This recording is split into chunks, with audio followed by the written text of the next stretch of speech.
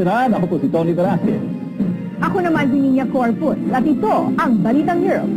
Samahan niyo po kami sa paghahatid ng mga mahalaga at makabuluhang pangyayari sa iba't ibang bahagi ng Europa. Saan man dako ng mundo, asahan niyong naroon kami handang maglingkod sa bawat kapamilyang Pilipino.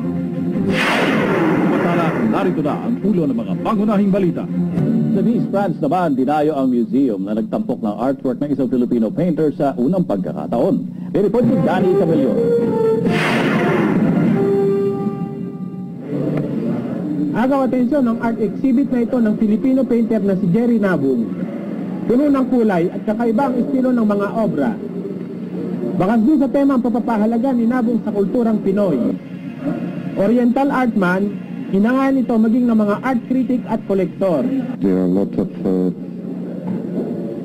of sense for the native art, and I'm glad to see this kind of art, which is like very native and honest, you know.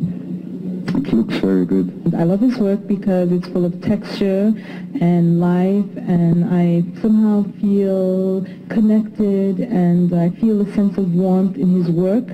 I think that his work shows a lot of his emotion. Maging si DepEd Assistant Secretary Tonicito Umali, na dumalo sa forum ng Peace and Sports sa Monaco, Monte Carlo, ay napahanga din sa mga obra ni Nabung. Ito po ay hindi lamang ginawa ni Ginoong Nabong para po sa sarili niya, alam po nating lahat yan. Pero ito po ay ginagawa niya para po sa ating bansa. Emosyonal naman si Nabung sa naging suporta ng mga kababayan. Isang malaking karangalan para sa akin na makapag-exhibit dito sa France at ipakita sa mamamayan ng Frances na may ganitong talento rin ng Pilipino sa ganitong klaseng sining.